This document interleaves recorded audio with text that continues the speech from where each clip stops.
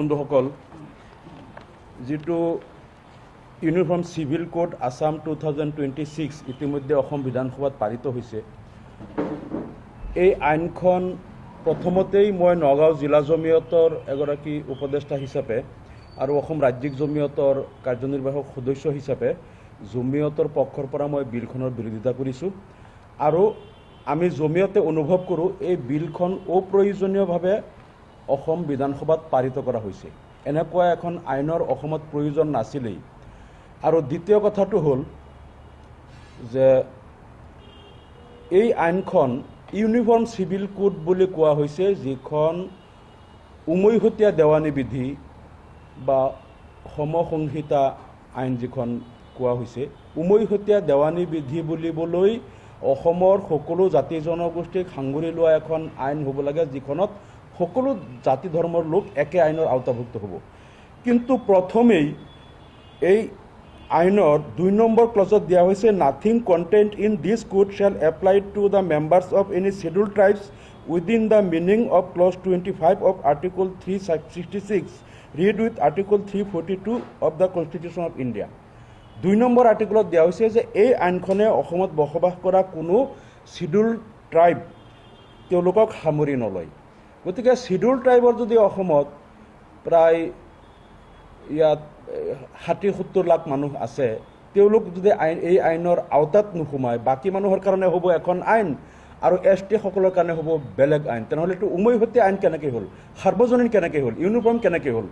গতিকে এই আইনখন বৈষম্যমূলক নাম দিয়া হৈছে ইউনিফৰ্ম সাৰ্বজনীন, কিন্তু আচলতে দেখা গ'ল এইটো ইউনিফৰ্ম নহয়। এটা ছেকশ্যনৰ কাৰণে আইনখন দিয়া হৈছে আৰু এটা ছেকশ্যনক এই আইনৰ বাহিৰত ৰখা হৈছে। গতিকে প্ৰথমতেই আইনখন ত্ৰুটিপূৰ্ণ আৰু এই আইনখনৰ উদ্দেশ্যৰ পৰা ফালৰি কাটি গৈছে বুলি আমি অনুভৱ কৰোঁ। আৰু one of the other relatives of the nearest degree shall take 1 share its, মানে নিজৰ সম্পৰ্কীয় লোকসকলৰ নিজৰ নিয়াৰেষ্ট ডিগ্ৰী নিকটাত্মীয় সম্পৰ্কীয়সকলকো এটা শ্বেয়াৰ দিয়াৰ কথা হৈছে। সেই কথাটো কিন্তু এটা বহুত লাৰ্জ স্কেলত কথাটো সামৰি লয়, মানে নিজৰ পত্নীৰ বহুত আত্মীয় স্বজন আছে, নিজৰ বহুত আত্মীয় স্বজন আছে, তেওঁলোকৰ আকৌ নিয়াৰ ৰিলেটিভছ। এই কথাটো কিন্তু এটা বেবেৰিবাং এটা ছিষ্টেমটোত এটা বেবেৰিবাং পদ্ধতি এটা সোমাই দিছে। এই কথাটো এটা বহুত কেওছ হ'ব, আমি যিটো অনুমান কৰিছোঁ। তাৰপিছত দিয়া হৈছে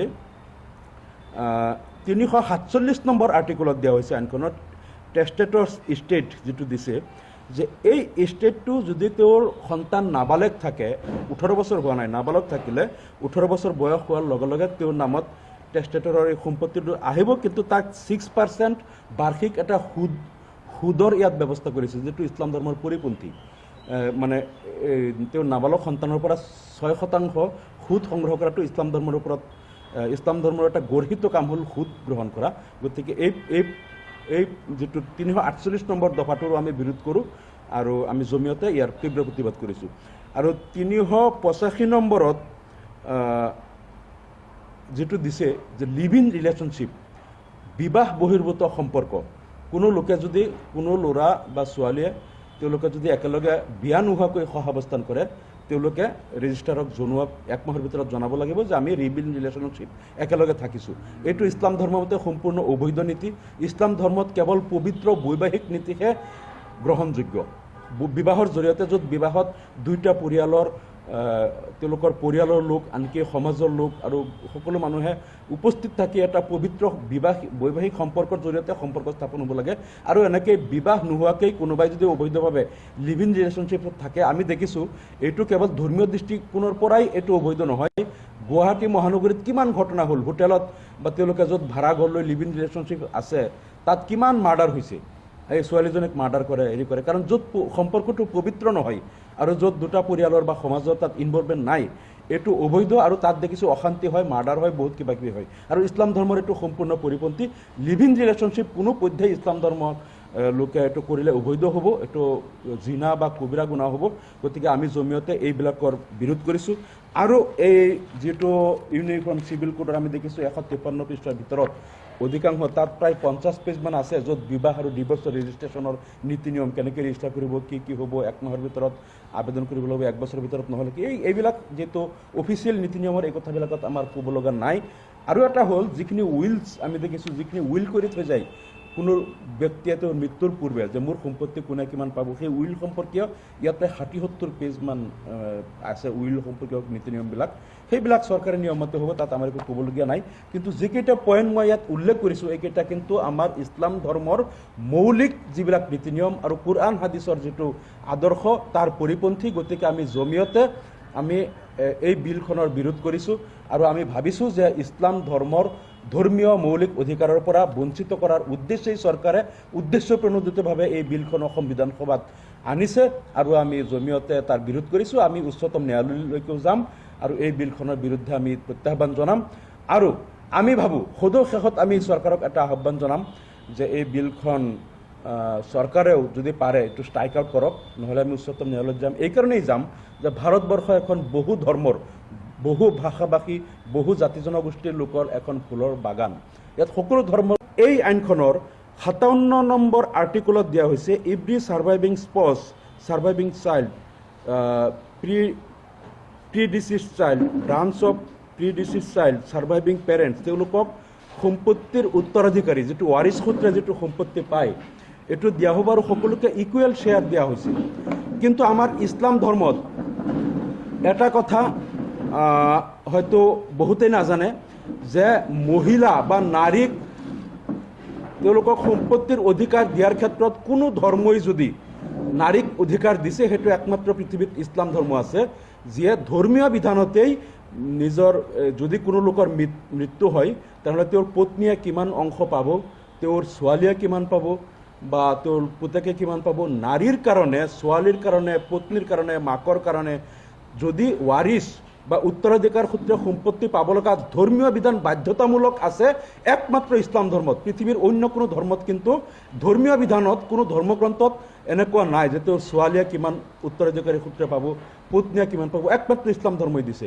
আৰু সেই ইছলাম ধৰ্মত যিটো দিছে সেইটো ইছলাম ধৰ্মৰ লোকসকলে আল্লাহ তালাই যিটো কুৰআন শ্বৰীফত সূৰা নিসাত যিটো কুৰআন শ্বৰীফত আল্লাহ তালাই ধাৰ্য কৰি দিছে যে কোনো লোকৰ মৃত্যু হ'লে তেওঁৰ পত্নীয়ে কিমান উত্তৰাধিকাৰী সূত্ৰে পাব, তেওঁৰ ল'ৰাই কিমান পাব, ছোৱালীয়ে কিমান পাব, যদি ল'ৰা নাথাকে ল'ৰা ছোৱালী তেনেহ'লে পত্নীয়ে কিমান পাব, ল'ৰা ছোৱালী থাকিলে কিমান পাব, মাক থাকিলে কিমান পাব, ল'ৰা ছোৱালী নাথাকিলে ভায়েকে পাব নে কোনে পাব, সকলো কথাবিলাক কিন্তু পুংখানুপুংখৰূপে এইটো ইছলাম ধৰ্মত। আৰু এইটো কোনো মানুহে বনোৱা নীতি নহয়, আল্লাহ তালাই সৃষ্টিকৰ্তা আল্লাই যিটো কুৰআন শ্বৰীফত যিটো নিৰ্দেশনা দিছে যে কেনেকৈ উত্তৰাধিকাৰী সূত্ৰে তেওঁলোকৰ সম্পত্তিটো বণ্টন হ'ব, এই কথাটো ইছলাম ধৰ্মৰ লোকসকলে কিন্তু আল্লাই বান্ধি দিয়া নিয়ম মতে তেওঁলোকে এই নীতি নিয়ম মতে কিন্তু তেওঁলোকে সম্পত্তিৰ উত্তৰাধিকাৰ সূত্ৰে বণ্টন কৰে।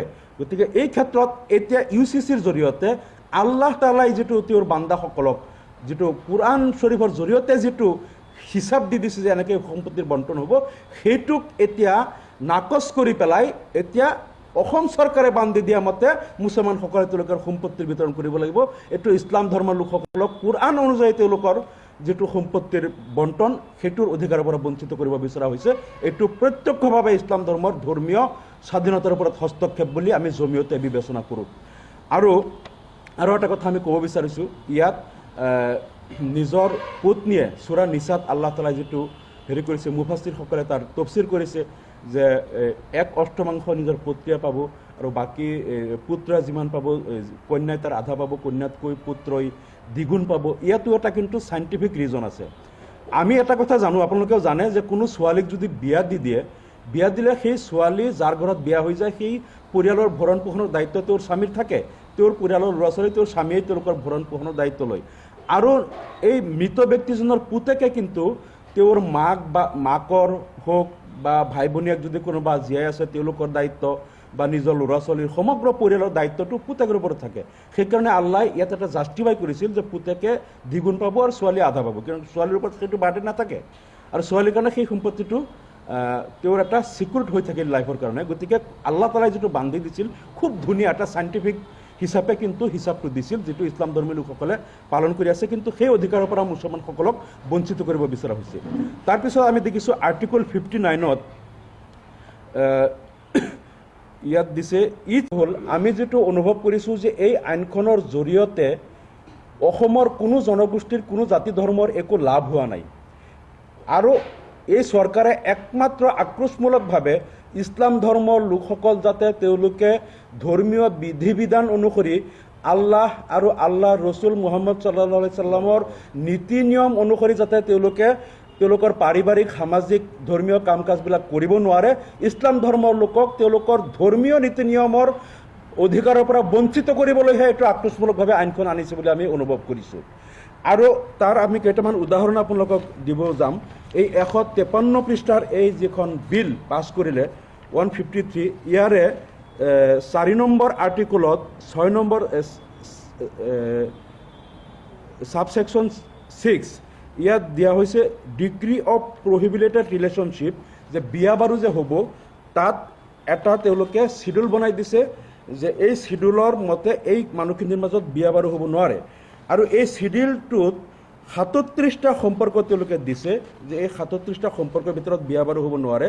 ইয়াতে আছে মাক, মাকৰ মাক, দেউতাকৰ মাক, পেহী, মাহী, খুৰা, ঠিক আছে, এইবিলাক আমাৰ ধৰ্মত ইছলাম ধৰ্মমতেও তেওঁলোকৰ লগত বিয়া নহয়। কিন্তু কাজিনৰ লগত আমাৰ ধৰ্মমতে বিয়াটো বৈধ। কিন্তু ইয়াত কাজিন, যিকোনো ধৰণৰ কাজিন, মাহীৰ ছোৱালী, পেহীৰ ছোৱালী, খুৰা ছোৱালী, তেওঁলোকৰ লগত বিয়া অবৈধ বুলি ইয়াত দিয়া হৈছে, যিটো ইছলাম ধৰ্মৰ শৰীয়তৰ ওপৰত প্ৰত্যক্ষ হস্তক্ষেপ আৰু শৰীয়তৰ ওপৰত আক্ৰমণ বুলি আমি ধৰি লৈছোঁ। তাৰপিছতে ইয়াত আৰ্টিকল 33 ইয়াত দিয়া হৈছে ডিভোৰ্চ বাই মিউচুৱেল কনচেণ্ট, ঠিক আছে। এইটো কোৰ্টত গৈ পেলাই যদি স্বামী স্ত্ৰী উভয়ে তেওঁলোকে মিউচুৱেলি তেওঁলোকে বুজাপৰাত যদি তেওঁলোকে তালাক আবেদন কৰে আৰু কোৰ্টৰ সিদ্ধান্ত অনুসৰি তেওঁলোকৰ মাজত তালাক হ'ব। কিন্তু ইয়াত 1 বছৰৰ এটা প্ৰভিজন ৰখা হৈছে, য'ত স্বামী স্ত্ৰীৰ সম্পৰ্কটো তিক্ত হৈ যায়, মানে এই ঘৰত দৈনিক অশান্তি হয়, কাজিয়া হয়। ইয়াত অৱশ্যে আমাৰ মতে আইনখনত 1 বছৰ বা 1 বছৰৰ পিছতো আকৌ তেওঁলোকক কোৰ্টে নিদিবও পাৰে পাৰ্মিশ্যন বিবাহ বিচ্ছেদৰ, য'ত সম্পৰ্কটো শান্তিপূৰ্ণ সহাৱস্থানৰ সম্ভাৱনাই নাথাকে। তাত আমি ভাবোঁ এই আইনখনে এই পৰিয়ালবিলাকৰ কাৰণে এটা অশুভ পৰম্পৰা কঢ়িয়াই আনিব। তাৰপিছত ইয়াত দিয়া হৈছে আৰ্টিকল 36, ইয়াত দিয়া হৈছে right to remarry the divorce spouse without any condition, মানে কোনোবাই যদি তালাক দিলে তালাকপ্ৰাপ্ত মহিলাক আকৌ বিয়া পাতিব পাৰিব কোনো চৰ্ত নোহোৱাকৈ। এইটো কিন্তু ইছলাম ধৰ্মৰ শৰীয়তৰ ওপৰত প্ৰত্যক্ষ হস্তক্ষেপ। কাৰণ ইছলাম ধৰ্মৰ মতে যদি কোনোবা মহিলাৰ তালাক হয়, ডিভোৰ্চ হয়, হোৱাৰ পিছত সেই মহিলাক আকৌ পুনৰবাৰ বিয়া পাতিব নোৱাৰে। যদি কিবা কাৰণত সেই মহিলাগৰাকীৰ বেলেগ স্বামীৰ লগত বিয়া হয়, হোৱাৰ পিছত স্বামীৰ মৃত্যু হ'ল বা কিবা কাৰণত তাতো ডিভোৰ্চ হ'ল, তাৰপিছত শৰীয়তে অনুমতি দিয়ে আগৰ স্বামীৰ লগত বিয়া হ'ব পাৰিব। কিন্তু উইদাউট এনি কণ্ডিশ্যন আকৌ সেইগৰাকী মহিলাক বিয়া পাতাটো এইটো অবৈধ। আৰু যদি তেনেকুৱা বিয়া কোনো মুছলমানে পাতে, এইটো অবৈধ সম্পৰ্ক হিচাপে আজীৱন তেওঁলোকে পাপত ভুগি থাকিব লাগিব, পাপী হ'ব লাগিব। গতিকে এইটো আমাৰ শৰীয়তৰ ওপৰত এটা প্ৰত্যক্ষ আক্ৰমণ। আৰু এই আইনখনৰ আৰ্টিকল 38ত দিয়া হৈছে contravention of clause 4(6) simple imprisonment of 6 months। আৰু 3 নম্বৰ ছাবছেকশ্যনত দিয়া হৈছে compels, abets or induces a person to observe any condition. যদি কোনো আলিম উলামা বা মুফতিয়ে এইটো ফটোৱা দিয়ে যে এই মহিলাগৰাকীক যিহেতু তালাক দিছে, গতিকে ইয়াত চৰ্ত নোহোৱাকৈ আকৌ তেওঁ বিয়া পাতিব নোৱাৰিব, তেনেহ'লে তেওঁলোকৰ বিৰুদ্ধে শাস্তিমূলক ব্যৱস্থাৰ কথা কোৱা হৈছে, যে তেনেকুৱা আলিম বা মুফতিৰ বিৰুদ্ধে শাস্তিমূলক ব্যৱস্থা হ'ব। তেওঁলোকৰ 6 মাহৰ কাৰাদণ্ড বা ফাইন, কিবা কিবি জৰিমনা এইবিলাকৰ কথা দিয়া হৈছে। এইটো আমাৰ ইছলাম ধৰ্মৰ শৰীয়তৰ ওপৰত এটা হস্তক্ষেপ বুলি আমি ভাবোঁ।